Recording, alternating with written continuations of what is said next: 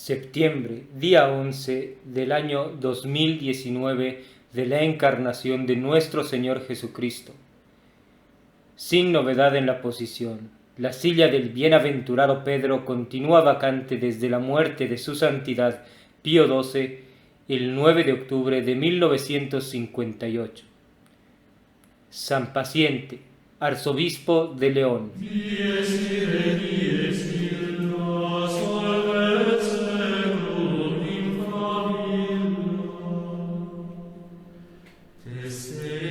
San Paciente, cuya fiesta celebra hoy la Santa Iglesia, nació hacia el principio del V siglo.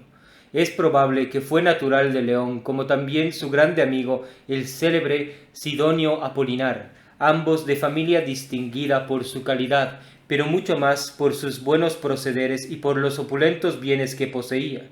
Nada cierto se sabe de sus primeros años, ni de los empleos que tuvo en el mundo.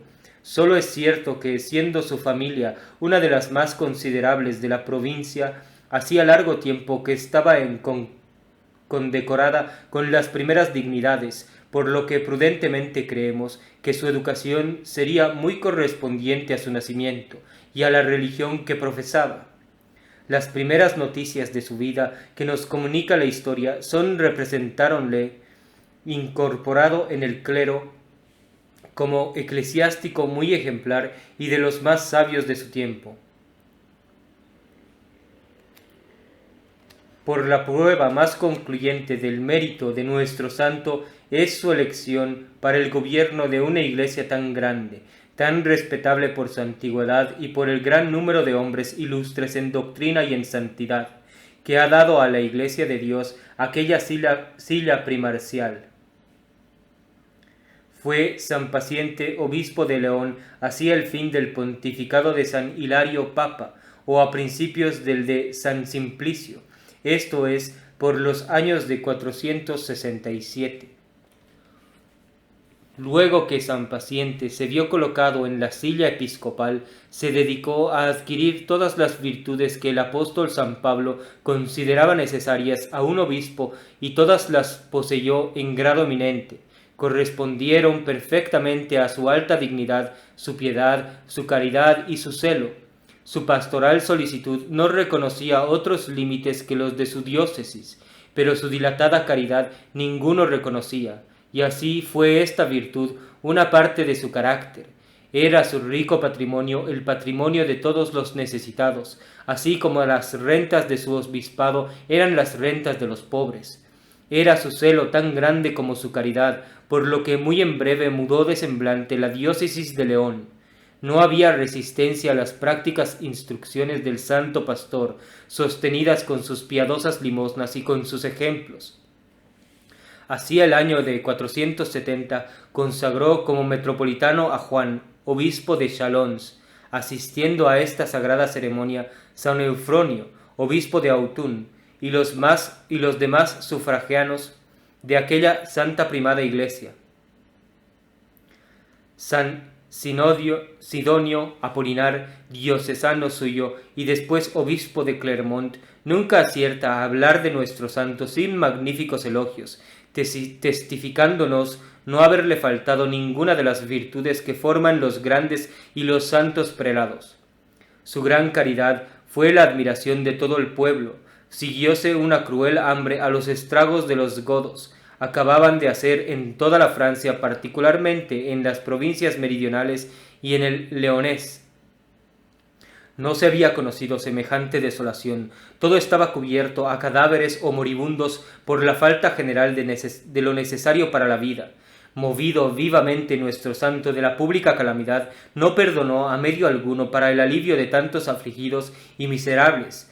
Hizo venir a gran coste cantidad de granos de todos los países extranjeros, y los mandó distribuir entre todos los pobres. Con su vigilancia y con su penetración descubría las miserias más sepultadas en el fondo de las provincias, y como a su piadoso corazón no le compadecían menos las necesidades, la vergüenza y el silencio de los pobres ausentes, que los clamores y las lástimas de los que tenía a la vista, no se dedicaba menos a enjugar las lágrimas de los que no veía, que a consolar las de aquellos que tenía delante de los ojos.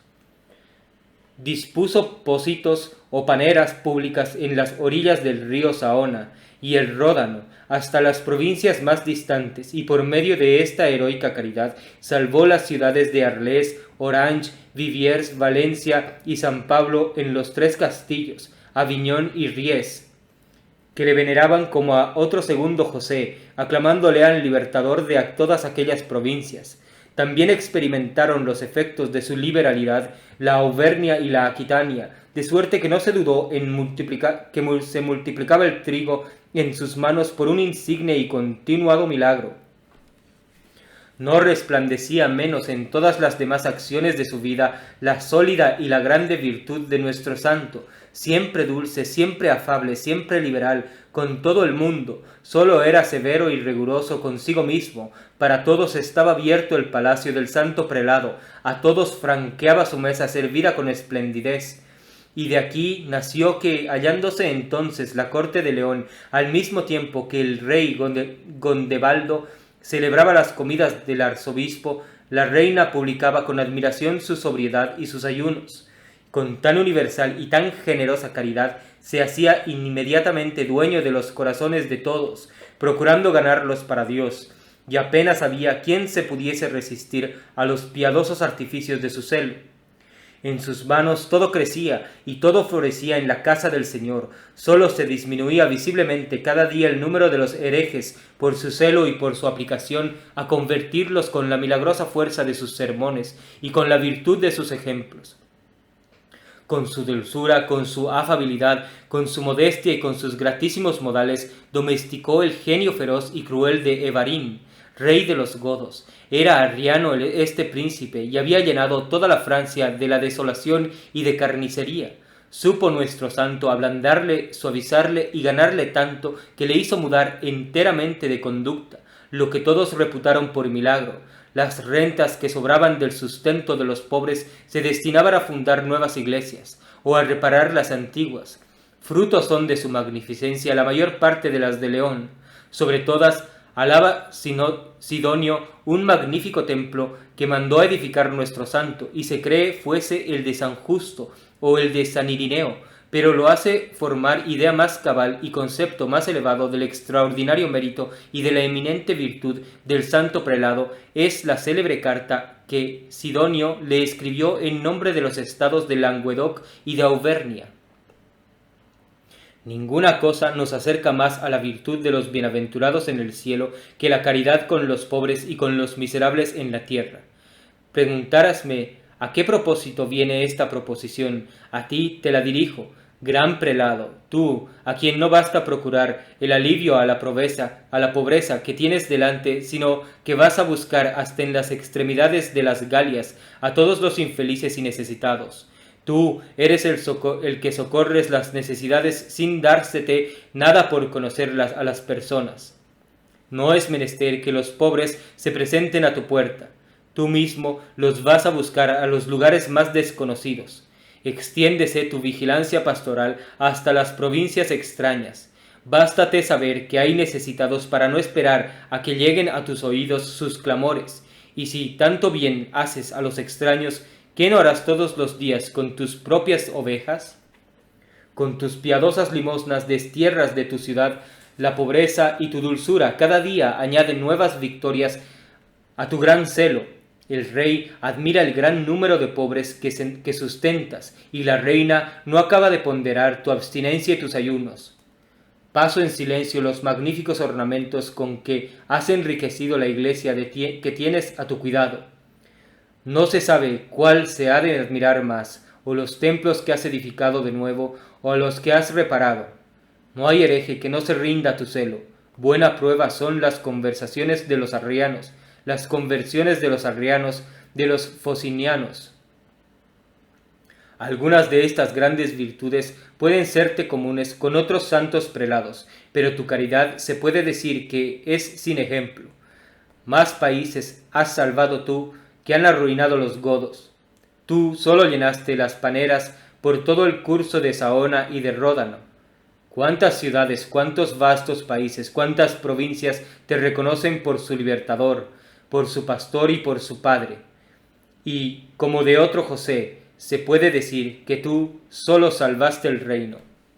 En el año 475 asistió San Paciente al concilio de Arles, donde se dejó admirar su ingenio, su sabiduría y sobre todo su inminente santidad. En todas partes era venerado como santo, y en ninguna era conocido por otro nombre que por el modelo de perfectos prelados y ornamento de la Iglesia. En fin, lleno de días y de merecimientos, murió con la muerte de los justos en León el día 11 de septiembre del año 491. Y es fácil discurrir cuál sería el sentimiento de toda la provincia en la pérdida de su santo pastor. Las lágrimas de los pobres fueron singularmente el mayor, el más noble ornamento de sus magníficos funerales. Dióse sepultura a su cuerpo en la iglesia de San Justo, donde mucho tiempo después fueron halladas sus preciosas reliquias y se conservaron religiosamente en ella hasta el siglo XVI, en que fueron dispersadas con otras muchas por las turbulencias de los hugonotes, que arruinaron entre muchas otras la iglesia de San Justo.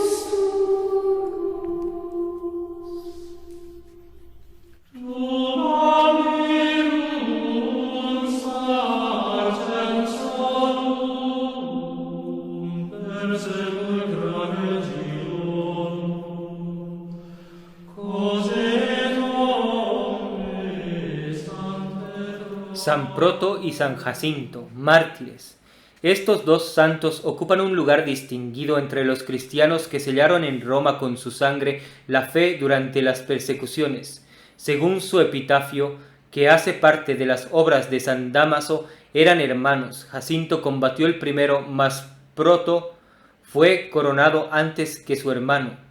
Léese en las actas de Santa Eugenia, venerada el 25 de diciembre, haber sido ambos eunucos de aquella virtuosa matrona, y padecido los tres bajo Valeriano en 257. Mas esta data no parece cierta, pues nos dice el calendario de Liberio que Santa Basilia, que probablemente fue compañera de Santa Eugenia, recibió la corona del martirio en 22 de septiembre de 304, en la persecución de Diocleciano, y que fue enterrada en la Vía Salaria. San Avito de Viena, Fortunato y otros ponen a esta segunda santa entre las célebres vírgenes que murieron en defensa del cristianismo. La festividad de San Proto y de San Jacinto se halla señalada el día 11 de septiembre en el calendario de Liberio, donde se añade que se celebraba en su sepulcro en la antigua Vía Salaria en el cementerio de Basilia. Este comentario hizo después parte del de Santa Priscila, enterrada a corta distancia de la nueva Vía Salaria. En los más antiguos martirologios se hace mención de la festividad de San Proto y de San Jacinto. En 366 mandó el Papa Dámaso quitar la tierra que cubría el sepulcro de estos santos. Así al mismo tiempo, un presbítero llamado Teodoro edificó una iglesia sobre el sepulcro, como se ve en un antiguo epitafio publicado por Baronio. Anastasio refiere que el Papa Símaco enriqueció después aquella iglesia de ornamentos y vasos sagrados. En 1592 trasladó Clemente VIII las reliquias de ambos santos a la ciudad de Roma y las depositó en la iglesia de San Juan Bautista. Pertenecía a los florentinos. La historia de esta traslación se encuentra en las notas que Saracino, testigo ocular, ha hecho sobre los poemas de San Dámaso. Inútilmente se buscarían expresiones bastante enérgicas para alabar dignamente el invencible valor de estos mártires. Arrostraban el furor de los tiranos cuyas armas habían vencido de todo el mundo y cuyo poder temían reyes y pueblos. Pues bien, solos y desarmados comparecían impávidos delante de aquellos soberbios conquistadores, que pretendían deber humillarse todos bajo su yugo. Animados con el socorro de la gracia, triunfaban de todo el poderío y del mundo y del infierno, sin que las fieras, el acero y las llamas pudiesen resfriar en lo más mínimo su ardimiento. Alegres y denodados, en medio del aparato de los más horrorosos suplicios, daban al traste con sus enemigos y quedaban victoriosos de hombres y demonios. ¡Qué gloria la de tamaño espíritu! Y teniendo a la vista semejantes dechados, ¿Tendremos todavía la cobardía de desalentarnos en las tentaciones y manifestar desconsuelo en las pruebas más comunes de la vida?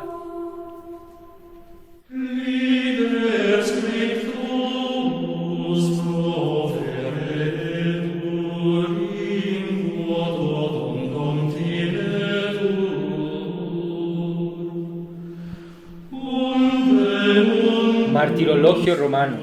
En Roma, en la Vía Salaria, la fiesta de San Proto y de San Jacinto, su hermano, mártires, eunucos de Santa Eugenia, que reconocidos por cristianos en tiempo del emperador Galiano, fueron instados para que sacrificasen a los ídolos, mas no habiendo querido consentir en ello, fueron primero cruelmente azotados y luego decapitados. En la Odisea de Siria, el suplicio de San Diodoro, San Diomedes y San Dídimo. En León de España, San Vicente, abad y mártir. En Egipto, San Pafnucio, obispo, uno de aquellos confesores que bajo el poder del emperador Galerio Maximiano fueron condenados a las minas y después de haberles sacado el ojo derecho y cortado la pantorrilla izquierda, en lo sucesivo en el tiempo de Gran Constantino, combatió nuestro santo enérgicamente contra los arrianos por la fe católica y murió por último en paz después de haber ganado muchas coronas. En León de Francia, el tránsito de San Paciente, obispo. En Verceil, San Emiliano, obispo.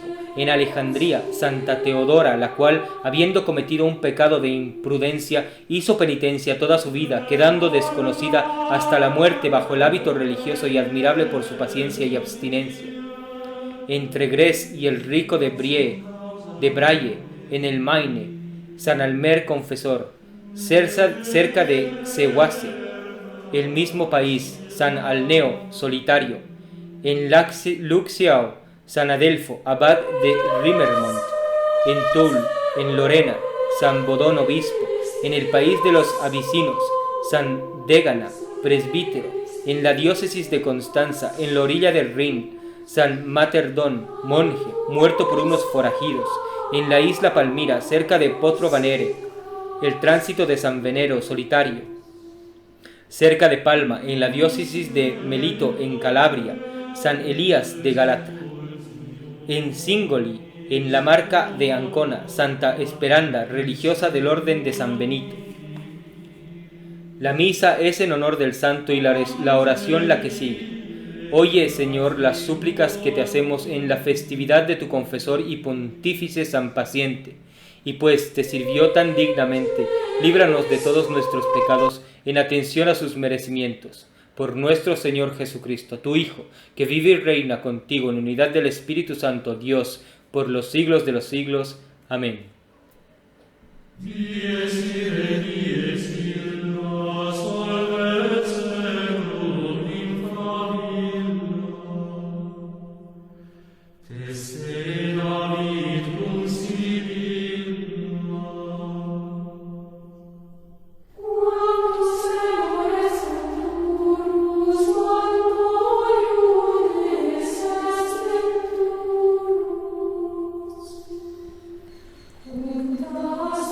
La epístola es del capítulo 13 de la primera del apóstol San Pablo a los Corintios.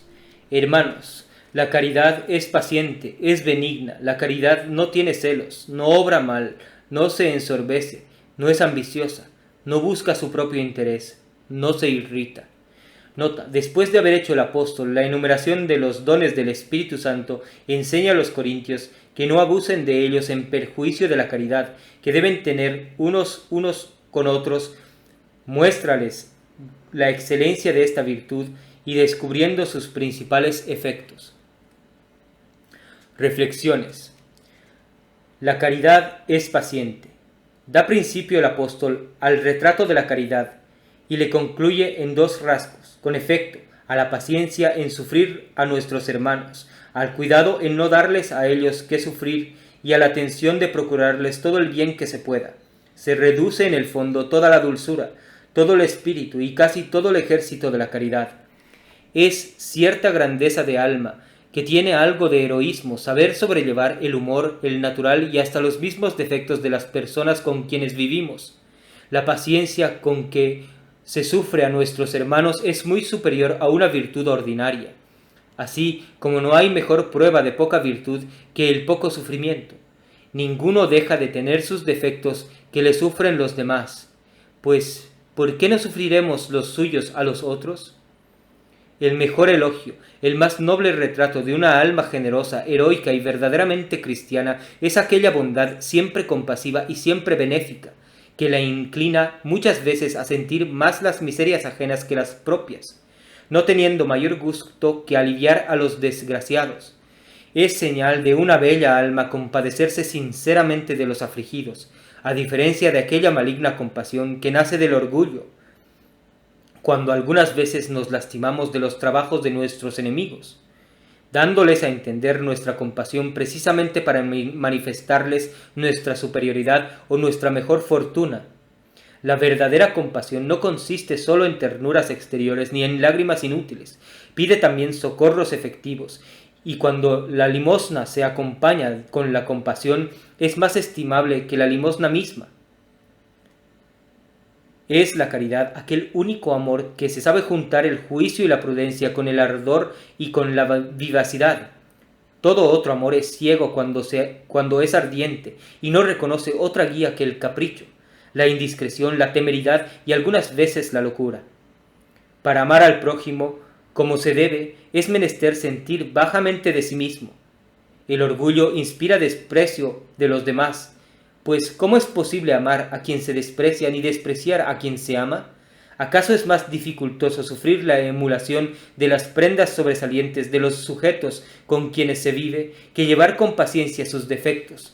Pero la caridad no conoce esta maligna envidia, que al mismo tiempo es el tormento y el rubor del amor propio. Cosa extraña, ninguna cosa debería ser más común entre los fieles que la caridad, pues ninguna nos recomienda tanto Jesucristo. Ella es la virtud propia y característica de los cristianos.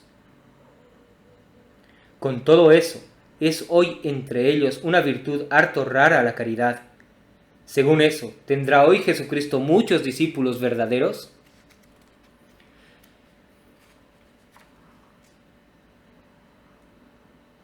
El Evangelio es del capítulo 11 de San Lucas. En aquel tiempo dijo Jesús a sus discípulos: ninguno enciende una antorcha y la pone en un escondrijo, ni debajo de un medio celemín, sino sobre el candelero, para que los que entran vean la luz. La antorcha de tu cuerpo es tu ojo. Si tu ojo fuere sencillo, todo tu cuerpo estará iluminado, pero si fuese perverso, también tu cuerpo será tenebroso. Mira pues, no sea acaso que la luz que está en ti sea tinieblas. Si tu cuerpo pues fuere todo iluminado, sin tener parte alguna de tinieblas, todo él será luminoso y te iluminará como una antorcha resplandeciente.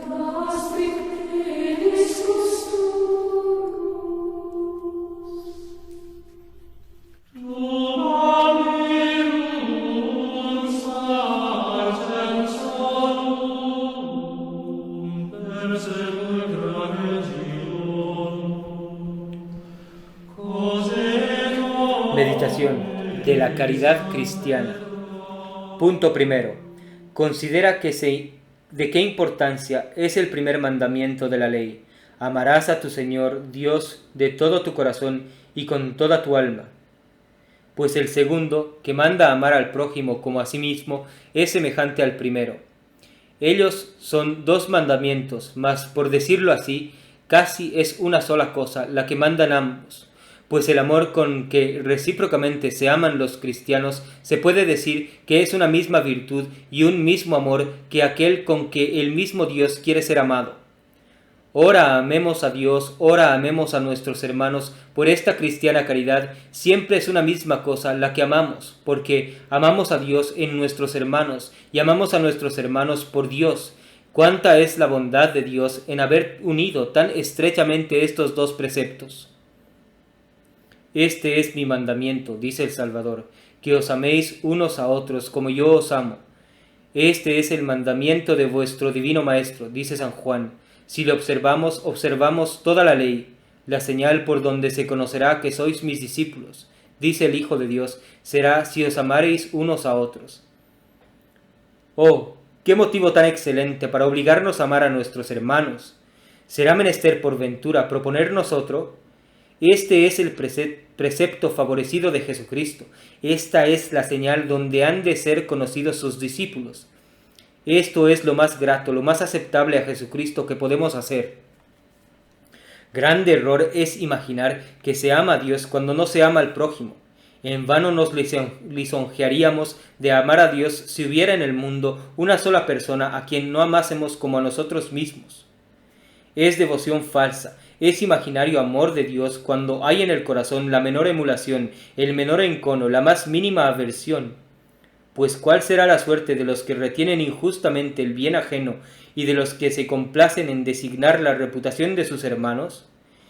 ¿Qué podrán esperar aquellos malignos corazones, aquellos genios avinagrados, que por venganza, por envidia o por alguna otra pasión, pretenden persuadir que sólo aborrecen en los otros sus defectos y quieren hacer mérito deseando que se tenga por virtud toda la malignidad de su falso celo? La caridad cristiana ignora estos artificios, es propiedad de los insectos, de los gusanos ponzoñosos, negarse solo a las llagas, pegarse solo a las llagas. La caridad solo nota en los hermanos las virtudes, excusando o interpretando benignamente los defectos. Ah, Señor, y qué poco me caracteriza a mí la señal que caracteriza a vuestros hijos, y qué visiblemente prueba el poco amor que os he tenido a vos, la poca caridad que he tenido hasta ahora con mi prójimo. Punto segundo. Considera que el amor de Dios está tan estrechamente ligado con el amor del prójimo que no puede subsistir sin esta fraterna caridad. Si alguno dice que ama a Dios y no ama a su hermano, dice el amado discípulo, miente. Pero, ¿cuál ha de ser la medida, el modelo, por decirlo así, de este amor? El amor de nosotros mismos. Ah, Señor, según eso, qué pocos hay en el mundo que tengan este amor y esta caridad. Consideremos todas las propiedades de nuestro amor propio. Qué atención a solicitar cada cual sus conveniencias y a desviar todo lo que puede incomodarle, entristecerle o perjudicarle. Qué ingeniosos somos todos en ocultar, en disimular nuestros defectos. Con qué ardor se aplica cada uno a defender sus intereses, a promover sus adelantamientos. No hay lisonjero que iguale el amor propio.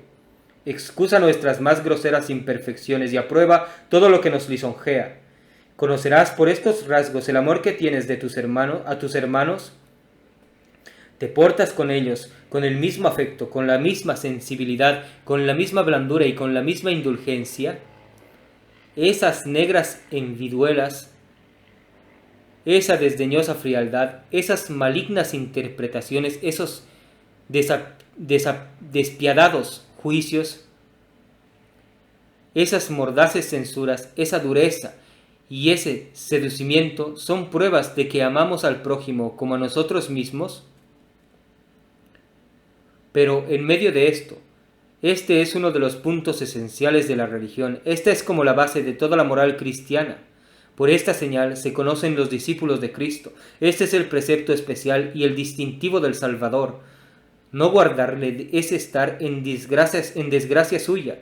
Sin embargo, de eso hay precepto generalmente menos observado, ni que se atropelle con mayor tranquilidad. Admiramos toda la cristiana caridad de un San Paciente. Convenimos todos en que esta virtud sobresalió en todos los santos, que fue la virtud favorecida de todos los predestinados, que sin ella no hay derecho para entrar en los gozos del Señor, que ella sola arregla la sentencia que hace a las almas bienaventuradas. Bien, ¿y es el día de hoy la virtud general de todos los fieles? Oh mi Dios, qué fondo de reflexiones, de justos sobresaltos, de crueles remordimientos. Señor, en qué miserable error he vivido hasta aquí, lisonjeándome vanamente de que os amaba a vos cuando amaba tan poco a mis hermanos. Mi conducta, con la asistencia de vuestra divina gracia, probará en adelante cuánto detesto desde ahora tan lastimoso descamino. Jaculatorias. Pongo por testigo al mismo Dios de que os amo a todos vosotros, hermanos míos, en las entrañas de mi Señor Jesucristo. Si nos amamos unos a otros, señal de que Dios está con nosotros. Propósitos. 1.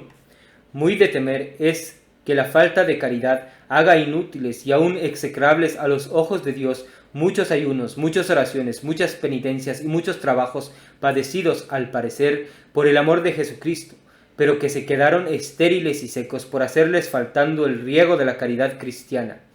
Cuántas personas, al parecer muy devotas, después de innumerables ejercicios espirituales, después de haber pasado muchos años en la soledad, después de haber gastado sus bienes y consumido su vida en servicio del prójimo, se hallarán en la hora de la muerte, si no con las manos vacías, a lo menos no tan llenas de méritos como presumían, por haber tenido poco cuidado de perfeccionarle en la cristiana caridad.